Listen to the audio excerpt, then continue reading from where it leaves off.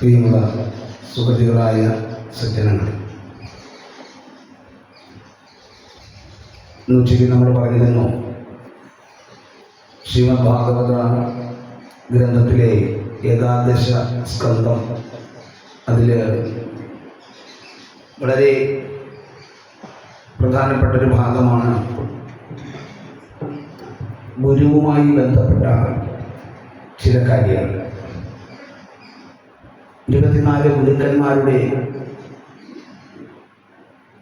വിശേഷങ്ങൾ വിശദമായി ശ്രീമദ് ഭാഗവതത്തിൽ പറയുന്നു. യദു എന്ന് പറയുന്ന മഹാരാജാവിൻ്റെ അടുക്കൽ ഒരു അവധൂതൻ എത്തിച്ചേരുകയും അവർ തമ്മിലുണ്ടായ സംഭാഷണത്തിലാണ് ഈ 24 ഗുരുക്കന്മാരുടെ ചരിത്രം വിശദമാക്കുന്നത്.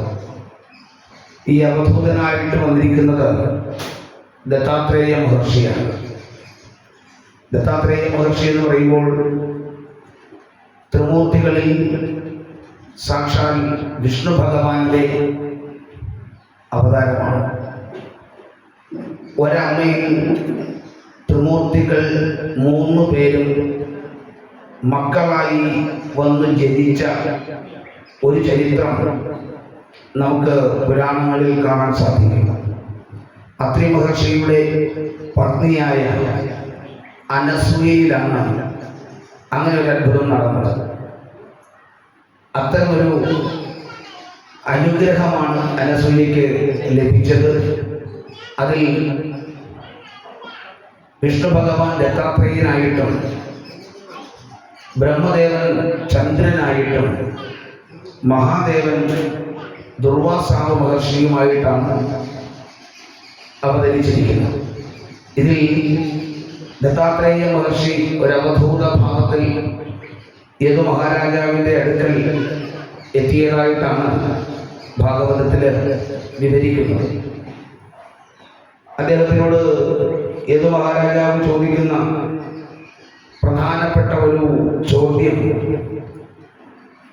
അല്ലയോ അവധൂത മഹാശയ, അങ്ങെപ്പോഴും സന്തുഷ്ടനാണ്, അങ്ങെപ്പോഴും സംതൃപ്തനാണ്, അങ്ങേ ഈ ലോകത്തുള്ള ഒരു വിഷയങ്ങളും അലട്ടുന്നില്ല, അങ്ങ് ഒന്നിനും ഭയപ്പെടുന്നില്ല, ശാന്തനാണ്, സൗമ്യനാണ്.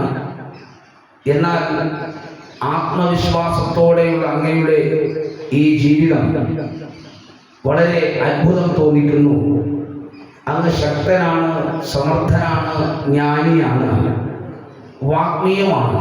എങ്കിലും കേവലം ഒരറിവില്ലാത്തവരെ പോലെ, ഒരു ഭ്രാന്ത് ബാധിച്ച ആടിനെ പോലെ സമൂഹത്തിൽ ഒന്നും ചെയ്യാതെ, ഒന്നും ആഗ്രഹിക്കാതെ ജീവിക്കുന്നു. ഇതെങ്ങനെ സാധിക്കുന്നു? 100 കണക്കിന് പ്രശ്നങ്ങളാൽ സമൂഹം വളരെയേറെ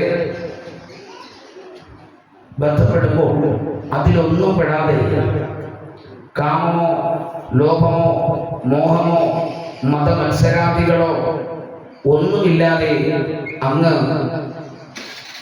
ജനങ്ങൾക്കിടയിൽ ജീവിക്കുന്നുണ്ട്. എന്നാൽ ഇന്നത്തെ ജനങ്ങൾ ഇവയ്ക്കൊക്കെ വേണ്ടി ദാഹിച്ച് നടക്കുകയുമാണ്. എങ്ങനെയാണ് അങ്ങനെ ഇതിനെ സാധിക്കുന്നതെന്ന്, ആരാണ് അങ്ങനെ ഇതൊക്കെ പഠിപ്പിച്ചതെന്ന് യദു മഹാരാജാവ് വളരെ വിശദമായി അവധൂതനോട് ചോദിക്കുകയാണ്. അപ്പോഴാണ് അവധൂത മഹാശയൻ യദു മഹാരാജാവിനോട് അതിനുള്ള ഉത്തരം പറയുകയാണ്. അദ്ദേഹത്തിൻ്റെ അഭിപ്രായത്തിൽ, ഞാനിത് പഠിച്ചത്, ഓരോ ഗുണങ്ങളും പഠിച്ചത് ഏതെങ്കിലും ഒരു ഗുരുവിൽ നിന്നല്ല, അനേകം ഗുരുക്കന്മാരെ ഞാൻ സ്വീകരിച്ചിട്ടുണ്ട്, ബുദ്ധി കൊണ്ടാണ് സ്വീകരിച്ചത്. എന്നാൽ അവരാരും എനിക്കൊന്നും നേരിട്ട് പറഞ്ഞു തന്നിട്ടുമില്ല. അതാണ് അത്ഭുതം. എനിക്ക് അനേകം ഗുരുക്കന്മാരുണ്ട്.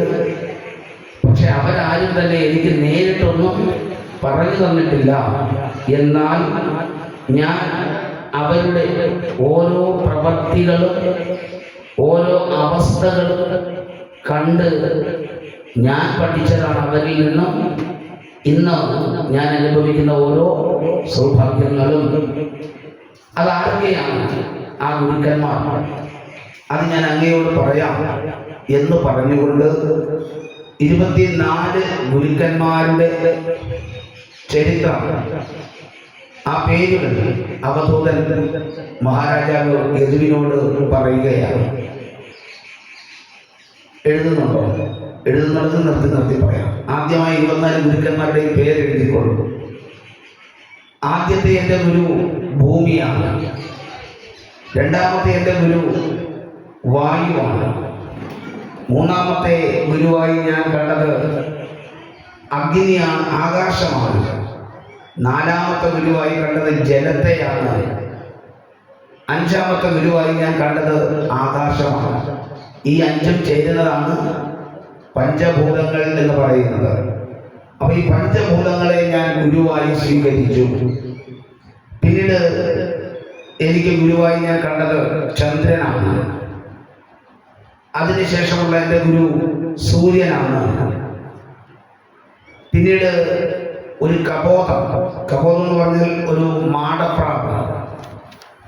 ആ മാടപ്രാവിൽ നിന്നും ഞാൻ പഠിച്ചു. പിന്നീട് ഞാൻ കണ്ടത് ഒരു പെരുമ്പാമ്പിനെയാണ്. ആ പെരുമ്പാമ്പിൽ നിന്നും ഞാൻ ചില പാഠങ്ങൾ പഠിച്ചു. ഞാൻ സമുദ്ര തീരത്ത് പോയി നിന്നപ്പോൾ സമുദ്രത്തെ നോക്കി സമുദ്രത്തിൽ നിന്നും ചിലതൊക്കെ പഠിച്ചു. എന്ന് മാത്രവുമല്ല, പാട്ട് നമ്മൾ കണ്ടിട്ടുണ്ടല്ലോ, അതിൽ നിന്ന് പോലും ഞാൻ ചില പാഠങ്ങൾ പഠിച്ചു. വണ്ടിയിൽ നിന്ന് ഞാൻ ചിലത് പഠിച്ചു. ആനയിൽ നിന്ന് ഞാൻ ചിലത് പഠിച്ചു. അതുകൂടാതെ തേരെടുക്കുന്നവർ, ആ തേരെടുക്കുന്നവരിൽ നിന്നും ഞാൻ ചിലത് പഠിച്ചു. കാട്ടില് നടക്കുന്ന മാൻ, ആ മാന് എനിക്ക് ഗുരുവായി ഞാൻ കാണുന്നു. ജലത്തിൽ സ്വതന്ത്രമായി വിഹരിക്കുമ്പോഴും ശത്രുവിനെ ഭയന്നിരിക്കുന്ന ഒരു മത്സ്യമുണ്ട്. ആ മത്സ്യത്തെയും ഞാൻ നിരീക്ഷിച്ചു. ആ മത്സ്യത്തിൽ നിന്നും ഞാൻ ചിലത് പഠിച്ചു. മത്സ്യവും എനിക്ക് ഗുരുവാണ്. പിന്നീട് ഞാൻ കണ്ടത് പിങ്കല എന്ന് പറഞ്ഞൊരു സ്ത്രീയാണ്. അവരുടെ ജീവിതത്തിൽ അവർ ദുസ്വഭാവിയായ അവസ്ഥയിലായിരുന്നു. എന്നാൽ അവരെ നിരീക്ഷിച്ചപ്പോൾ അവരിൽ നിന്ന് പോലും ഞാൻ ചില പാഠങ്ങൾ പഠിച്ചു. പിന്നീട് ഞാൻ ഒരു കുരരപ്പക്ഷി, ആ കുരരപ്പക്ഷിയിൽ നിന്ന് ഞാൻ ചില പാഠങ്ങൾ പഠിച്ചു. പിന്നീട് ഒരു കുട്ടി, ആ കുട്ടിയിൽ നിന്ന് ഞാൻ ചില പാഠങ്ങൾ പഠിച്ചു. പിന്നീട് പറയുന്നത് ഒരു കന്യകയിൽ നിന്നും, ഒരു പെൺകുട്ടിയിൽ നിന്ന് പോലും ഞാൻ പാഠങ്ങൾ പഠിച്ചു. പിന്നീട് ആയുധമുണ്ടാക്കുന്നവൻ, ശരകൃത്ത് അല്ലെങ്കിൽ കൊല്ലൻ എന്നൊക്കെ നമ്മൾ പറയും, അയാളിൽ നിന്നും ഞാൻ ചില പാഠങ്ങൾ പഠിച്ചു. പിന്നീട് സർപ്പം, ഭൂമിയിൽ ഇഴഞ്ഞു നടക്കുന്ന സർപ്പത്തിൽ നിന്നും ഞാൻ ചില പാഠങ്ങൾ പഠിച്ചു. എട്ടുകാലിയിൽ നിന്ന് ഞാൻ ചില പാഠങ്ങൾ പഠിച്ചു. 24ാമത്തെ ആളായിട്ട് പറഞ്ഞത് ഒരു വേട്ടാളനിൽ നിന്ന് പോലും ഞാൻ പാഠങ്ങൾ പഠിച്ചു. ഇവിടെ പ്രകൃതിയാണ് ഗുരു. പ്രകൃതിയിലെ ഓരോ വസ്തുക്കളെയും നമ്മൾ സസൂക്ഷ്മം നിരീക്ഷിച്ചാൽ നമുക്ക് ഇവരിൽ നിന്നെല്ലാം പലതും പഠിക്കാൻ സാധിക്കും. ഇതൊക്കെ പഠിച്ചപ്പോഴും 25ാമതായി എനിക്കൊരു ഗുരുവുണ്ട്. ആ 25ാമത്തെ ഗുരു അത് ഈ ശരീരമാണ്. ഈ ശരീരം എനിക്ക് ഗുരുവാണ്. നോക്കൂ, അവനവൻ തന്നെ അവനവന് ഗുരുവാണ്. അവനവന്റെ ശരീരവും അവനവന് ഗുരുവാണ് എന്ന് വളരെ വിശദമായി ആ അവധൂതൻ പറയുകയാണ്.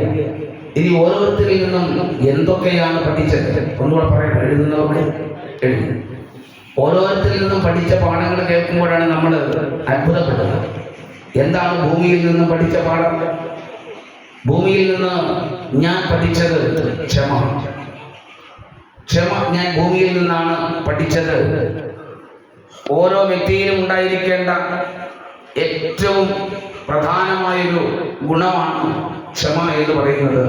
ആ ക്ഷമ ഞാൻ ഭൂമിയിൽ നിന്നാണ് പഠിച്ചത്. നോക്കൂ, ആ ഭൂമിയുടെ അവസ്ഥ സകലതും ക്ഷമിക്കുന്നവളാണ്.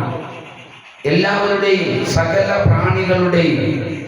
പ്രാണികളും തങ്ങളുടെ പ്രാരബ്ധത്തിന് വഴങ്ങി ഈ ഭൂമിയിലാണ് ജീവിക്കുന്നത്. ഓരോ ജീവിയുടെയും ജീവിതം മറ്റു ജീവികൾക്ക് ഗുണവും ദോഷവും ഒക്കെ വരുത്തി വയ്ക്കാറുണ്ട്. എന്നാൽ എന്നെ ഉപദ്രവിച്ചു എന്ന ദുഃഖം മനസ്സിന് ഉണ്ടാകാതെ എല്ലാവരും അവരവരുടേതായ നിലയിൽ ജീവിച്ചു പോകുന്നുണ്ട്. പ്രാരബ്ധം അനുഭവിച്ച് ജീവിക്കുന്ന ജീവികളുടെ നേരെ കോപിക്കുന്നത് ശരിയല്ല. ഭൂമി അങ്ങനെ കോപിക്കാറുണ്ടോ? എല്ലാ ജീവജാലങ്ങളെയും ഭൂമി സമമായി കാണുന്നു, ഒരുപോലെ കാണുന്നു. അത് മാത്രവുമല്ല, ഈ പറയുന്ന മറ്റൊന്നിനോട് കോപിക്കാതിരിക്കുന്നത് ഉത്തമമാണെന്ന് ഭൂമി എനിക്ക് എൻ്റെ ചിന്തയിൽ പറഞ്ഞു തരുന്നു. ഒരാൾ ചെയ്യുന്ന പീഡകൾ മറ്റൊരാൾക്ക് ബുദ്ധിമുട്ടാകുമ്പോഴും ഈ പറയുന്ന ഭൂമിയെ ഇതെല്ലാം കണ്ട് സ്വന്തം മക്കളല്ലേ എല്ലാവരും ക്ഷമയോടെ ഇരിക്കുന്ന ഭൂമിയെ ഞാൻ തിരിച്ചറിയുന്നു. ഇത് മാത്രവുമല്ല, ഓരോരുത്തർക്കും അവരവരുടെ കർമ്മങ്ങൾ ചെയ്യേണ്ടി വരുന്നത് പ്രാരബ്ധ ദുഃഖത്തിന്റെ പരിണിത ഫലമായിട്ടാണ്. അതുകൊണ്ട് ഞാൻ ഭൂമിയിൽ നിന്ന് പഠിച്ചു, അന്യന്റെ നേരെ കോപിക്കരുത്, ധർമ്മത്തിൽ നിന്ന് തെറ്റരുത്, സർവത്ര ക്ഷമയുണ്ടാകണം. അതിലുപരിയായിട്ട് മനുഷ്യരും ജന്തുക്കളും പക്ഷികളും മൃഗങ്ങളും ഒക്കെ ചെയ്യുന്ന എല്ലാ നന്മ തിന്മകളെയും സഹിച്ചുകൊണ്ട് ഭൂമി സ്വസ്ഥാനത്ത് നിന്ന് ഇളകാതെ ഇതെല്ലാം സഹിക്കല്ലേ, അതെല്ലാം സഹിച്ചുകൊണ്ട് നിർവികാരയായിരിക്കുന്നു, എല്ലാം ക്ഷമിക്കുന്ന ഭൂമിക്ക്. അതുകൊണ്ട് ക്ഷമ എന്നുകൂടി ഒരു പേര് പറയാൻ സാധിക്കും. വിശദീകരിച്ച് പറഞ്ഞാൽ ധാരാളമുണ്ട്. അപ്പോൾ ഭൂമി എനിക്ക് ഗുരുവായത്.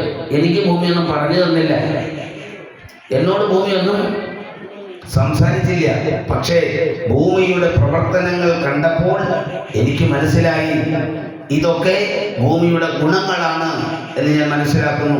അതുകൊണ്ട് ഞാൻ ഭൂമിയിൽ നിന്നും അത്തരമൊരു പാഠം പഠിച്ചു എന്ന് മാത്രവുമല്ല, എന്തു ചെയ്താലും അത് മറ്റൊരാൾക്ക് ഉപകാരപ്രദമാകണം. ഭൂമി എന്ത് ചെയ്താലും അത് ജീവജാലങ്ങൾക്ക് ഉപകാരപ്രദമാകുന്ന രീതിയിലാണ് അതൊക്കെ ചെയ്യുന്നതെന്ന് മാത്രമല്ല, കൈവശമുള്ളത്, നമ്മുടെ കൈവശമുള്ളത് നമുക്കുള്ളതല്ല, ഇതെല്ലാം മറ്റുള്ളവർക്കുള്ളതാണ്. ഭൂമിയിലുള്ളതെല്ലാം ഭൂമിയാണോ അനുഭവിക്കുന്നത്? ഭൂമിയിലുള്ള ജീവജാലങ്ങൾക്ക് വേണ്ടിയാണ്. സ്വന്തമായി ഭൂമി ഒന്നും സമ്പാദിച്ചു വയ്ക്കാനുണ്ടോ? ഇല്ലെന്ന് മാത്രവുമല്ല, ഈ ഭൂമി ചലിക്കപ്പെടാതിരിക്കത്തക്ക രീതിയിൽ പർവ്വതം അതിനെ ഉറപ്പിച്ചു നിർത്തുന്നുണ്ട്. അത് മാത്രവുമല്ല, ആ പർവ്വതത്തിൽ നിന്നാണ് നദികളൊക്കെ ഉത്ഭവിക്കുന്നതും മരങ്ങളും വള്ളികളും അതിൻ്റെ കായ്ഫലങ്ങളും പഴവർഗ്ഗങ്ങളും ഒക്കെ തന്നെ ഒരിക്കലും അതത് അനുഭവിക്കാറില്ല. എല്ലാം മറ്റുള്ളവർക്ക് വേണ്ടിയാണ്. പരോപകാരാർത്ഥമിതം ശരീരമെന്ന ആ മഹാതത്വം ഞാൻ ഭൂമിയിൽ നിന്ന് പഠിച്ചു എന്ന് മാത്രവുമല്ല, ഉച്ചയ്ക്ക് നമ്മൾ പറഞ്ഞതുപോലെ മുറിക്കാൻ വരുന്നവനും വെട്ടാൻ വരുന്നവനും തണലേകാൻ ആ വൃക്ഷത്തിന് കഴിയുന്നു. ഇതെല്ലാം ആ ഭൂമിയിൽ നിൽക്കുന്ന വൃക്ഷം ഭൂമിയുടെ ഗുണമാണ് ഭൂമിയിലെ സ്ഥിരമായി നിൽക്കുന്ന ജീവജാലങ്ങൾക്കുമുള്ളത്. എന്നാൽ മനുഷ്യന് ഗുണമുണ്ടോ ഇല്ല എന്നുള്ളത് നമ്മൾ ചിന്തിക്കേണ്ട കാര്യമാണ്. ഇങ്ങനെ ഭൂമിയിൽ നിന്ന് ഞാൻ പലതും പഠിച്ചു എന്നാണ് ദത്താത്രേയ മഹർഷി പറയുന്നത്.